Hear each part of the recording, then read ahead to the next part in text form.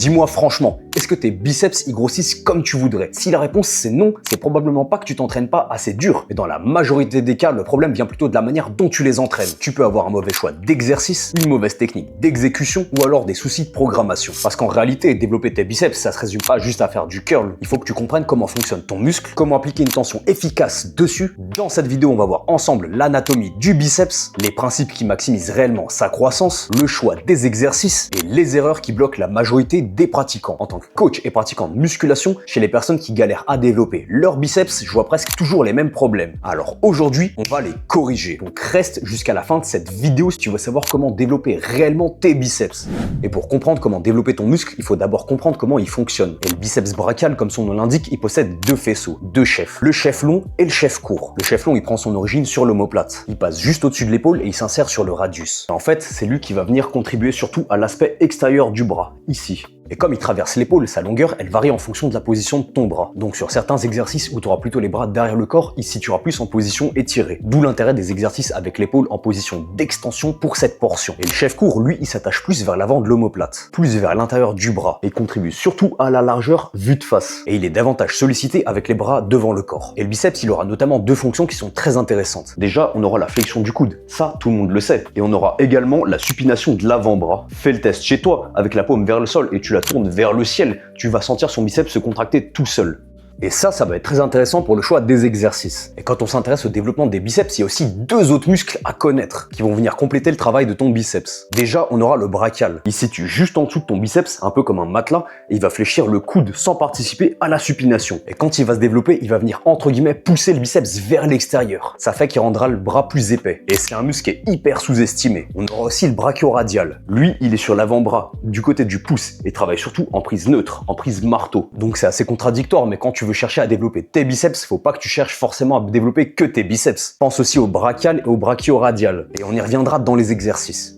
Il y a une question qui revient souvent qui est, est-ce que c'est mieux d'avoir un biceps long ou un biceps court? Et en réalité, il n'y a pas de meilleur ou de moins bien. Déjà, de 1, tu vas pas le choisir, ça va dépendre entièrement de ta génétique et tu n'auras aucun moyen de le raccourcir ou de le rallonger. Ça va dépendre de l'endroit où ton tendon il s'insère par rapport à ton coude. Si tu as une insertion basse plutôt proche du coude, tu auras plutôt un biceps long. Ça fera un bras qui sera plus rempli au repos. Et au contraire, si tu as une insertion plus haute, tu auras un biceps plutôt court. Ce qui le rendra plus impressionnant en contraction avec un pic qui sera plus marqué. Mais ce qui fait que tu auras un creux entre ton biceps et ton coude. Mais ça se comble en partie par le développement du brachioradial. Un moyen assez populaire d'estimer ça, c'est de contracter ton bras et de voir combien de doigts tu peux y placer. Et souvent on dit que 2 doigts au plus, tu auras un biceps qui sera entre guillemets court, et si c'est moins, tu auras un biceps qui sera plutôt long. Mais je vais être honnête avec toi, ça reste une estimation visuelle, pas du tout une méthode scientifique qui est validée. Il n'y a aucune de ces deux morphologies qui sera forcément meilleure que l'autre. C'est juste deux esthétiques qui sont complètement différentes. Et tu peux pas modifier la longueur de tes insertions. Ce que tu peux faire, c'est développer au maximum la masse de tes biceps. Et justement, en parlant de développement, il y a certains principes à suivre, et il y a quelques critères à prendre en compte pour déterminer le choix des exercices. Et le premier critère, et de loin le plus important, c'est la tension mécanique. C'est le facteur principal d'hypertrophie musculaire, soit le fait de grossir les muscles. Ton muscle, il doit être soumis à une contrainte qui soit suffisante. Ça se fait notamment avec un bon recrutement, avec des séries proches de l'échec,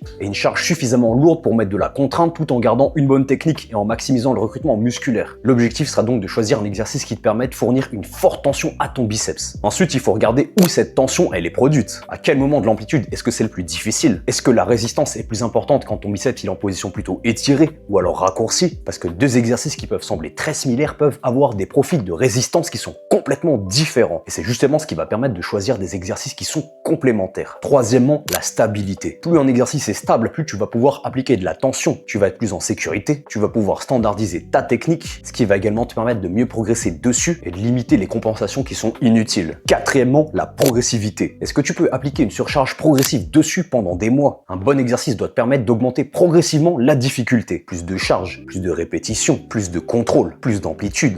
Et cinquièmement, est-ce que ton exercice il te convient? Est-ce qu'il est confortable pour tes articulations? Est-ce qu'il te cause des contraintes? Parce qu'un exercice qui est bon pour quelqu'un va pas forcément l'être pour toi et inversement. Et la morphologie ici, elle va jouer un grand rôle. Au niveau de tes coudes, de la position de tes avant-bras. Par exemple, si tu as un valgus du coude, ça sera peut-être plus compliqué de faire certains exercices. Le valgus du coude, c'est un angle plus ou moins prononcé entre ton numérus et ton avant-bras. Par exemple, du curl à la barre droite, c'est sera peut-être très confortable pour certaines personnes, et pour certaines, ça leur donnera peut-être trop de contraintes et ça leur causera des douleurs, surtout pour celles qui ont un valgus du coude très prononcé. Donc c'est pour ça qu'il faudra aussi choisir des exercices qui seront adaptés à ta morphologie.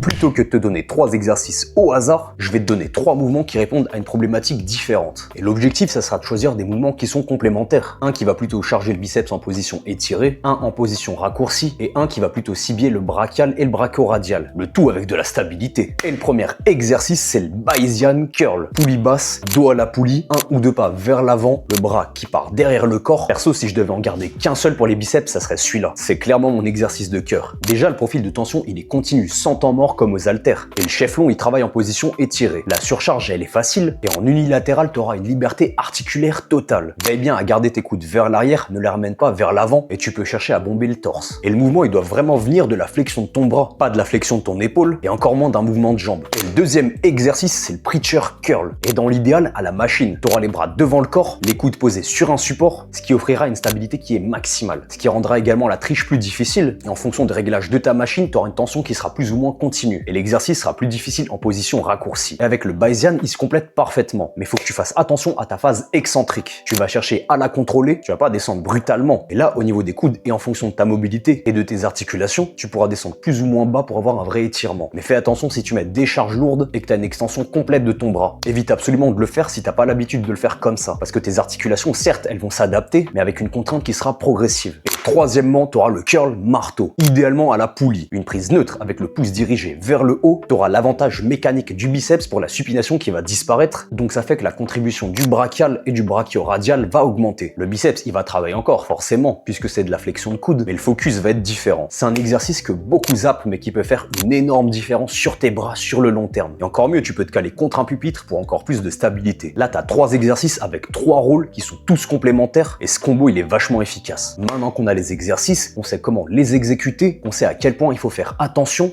il faut qu'on sache maintenant comment les répartir dans la semaine et où les placer intelligemment. Donc dans ta semaine, idéalement, tu vas chercher à attaquer ces 3 axes. Sur une séance biceps tips, en fonction de ta fréquence et du nombre de séries que tu fais, tu pourras faire 1 à 3 exercices, de 2 à 3 séries chacun. Par exemple, si tu entraînes tes biceps 3 fois par semaine, tu pourras répartir chaque exercice dans ta semaine. Et si tu les entraînes moins, tu pourras faire 2 à 3 exercices de 2 à 3 séries chacune, pour un volume total d'entraînement direct sur tes biceps de 8 à 15 séries. Il faut que tu comptes le travail indirect. Quand tu fais des tractions, des tirages, des rowing, tu auras déjà tes biceps qui seront sollicités. Donc ce volume, il va compter aussi. D'où la raison de 8 à 15 séries directes par semaine. Il faut que tu trouves le volume qui convient le mieux. Et surtout, tes séries, elles doivent être difficiles, intenses et proches de l'échec. Pour l'ordre de tes exercices dans la séance, mets ton point faible en premier, quand tu as le plus d'énergie. Si tu fais une séance bras dédiée, commence par tes biceps si tu cherches à les développer en priorité. Et si tu fais une séance où tu vas travailler d'autres muscles, mets-les également en premier. Il n'y a aucune règle qui dit que tu dois commencer forcément par un exercice polyarticulaire. Donc si tu veux vraiment développer tes biceps, tu n'as qu'à les mettre en premier. Ensuite, pour la fréquence, idéalement 2 à 3 fois par semaine maximum, ça fera largement l'affaire. Au niveau des répétitions, franchement, ça va dépendre de toi. Tant que tu te rapproches de l'échec et que tu les exécutes bien, c'est ce qui compte. Grosso modo, comme ça, je te dirais une zone de 8 à 15 répétitions, ça fonctionnera très bien. Ce qui va être important, c'est pas tellement ton nombre de répétitions, mais plutôt à quel point tu vas mettre de l'intensité et te rapprocher de l'échec musculaire. Le tout en gardant une bonne technique qui est propre,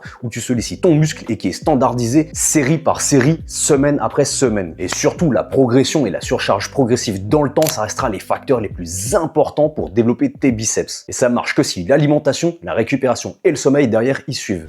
Maintenant qu'on sait quoi faire pour développer les biceps, il y a certaines erreurs à éviter si tu veux vraiment bien les développer efficacement. La première, c'est de chercher la charge avant la technique. Je vais te le dire tout le temps, mais la technique, ça doit rester ta priorité sur chaque exercice. Si tu fais de l'ego lifting, tu te balances, que tu te triches, que tu mets de l'élan et qu'après tu augmentes les poids et tu te dis ouais c'est cool, j'ai progressé. Et bah pas du tout, parce que tu vas mettre moins de tension sur ton muscle, tu auras peut-être augmenté la charge, mais paradoxalement ta tension appliquée sur le muscle, elle va diminuer. C'est contradictoire, mais c'est comme ça. La deuxième, c'est de ne jamais chercher à progresser. Tu fais le même nombre de séries, le même nombre de répétitions, la même charge mois après mois. Comment tu veux vraiment progresser en faisant ça? Une autre erreur qui est très souvent faite, c'est d'avoir un volume qui est beaucoup trop élevé. Quelque chose du style, tu fais 4 exercices par séance, 4 séries chacune, tu fais des biceps, des giant sets, des drop sets, et c'est cool parce que tu as une bonne congestion. Tu te dis que c'est génial parce que tu as les biceps qui rentrent bien en fin de séance, progresses. Sauf que quelques mois après, tu progresses pas et après tu t'étonnes. Tu dois toujours privilégier la qualité de tes séries à la quantité. Une autre erreur, c'est également de négliger le brachial et le brachioradial, alors qu'ils participent directement à l'esthétique et au volume de tes biceps. Et finalement, la dernière, c'est de continuer à forcer sur un exercice alors que tu as des douleurs, ça te cause des contraintes articulaires et au final, tu vois que c'est un exercice qui est pas bon pour toi. Si c'est ton cas, pourquoi tu t'entêtes à continuer sur cet exercice? Il y a tellement de variantes, tellement d'adaptations. T'es pas obligé de rester sur un exercice qui te fait mal parce que tu l'as vu sur Instagram ou sur YouTube.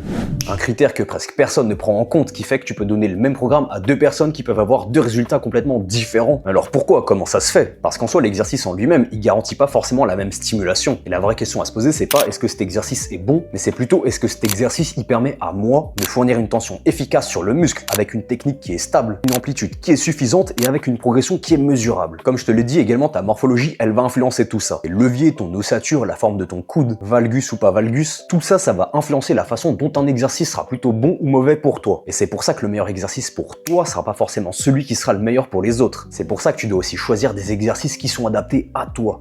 Je vais me tirer une balle dans le pied en disant ça, mais s'il y a une seule chose à retenir de cette vidéo, c'est qu'il n'existe pas d'exercice miracle. Tu peux avoir mon top 3 exact, ou alors le même que ton influenceur préféré, ou le même que celui de ton pote. Pourtant, dans 6 mois, l'un de vous deux aura beaucoup de résultats et l'autre beaucoup moins. Le biceps, il a des fonctions précises. Et ce que je t'invite à faire vraiment, c'est tester ce qui marche vraiment pour toi. Je t'ai donné 3 exercices qui sont excellents à mes yeux, que je considère personnellement comme les 3 meilleurs exercices pour les biceps. Mais ce qui va compter réellement, c'est des exercices qui seront adaptés à toi, qui vont te permettre de créer une tension importante sur ton muscle. Ce qui va être le plus important, c'est de trouver un exercice qui est adapté à toi. Au final, l'exercice, ça va être qu'un outil. Et ce qui va vraiment faire le résultat, c'est la manière dont tu l'utilises. Si tu veux qu'on analyse ta technique, ton programme, ta morphologie, pour identifier ce qui limite réellement tes progrès en musculation, tu peux remplir le formulaire en description. Je vais regarder personnellement ton cas pour voir comment je peux t'aider. Si cette vidéo, elle t'a plu, n'hésite pas à laisser un like. Également, pense à t'abonner parce que je vais continuer à faire la même chose sur les autres groupes musculaires. Et dis-moi en commentaire quel est ton exercice biceps préféré. C'était RZ Physics et je te dis ciao!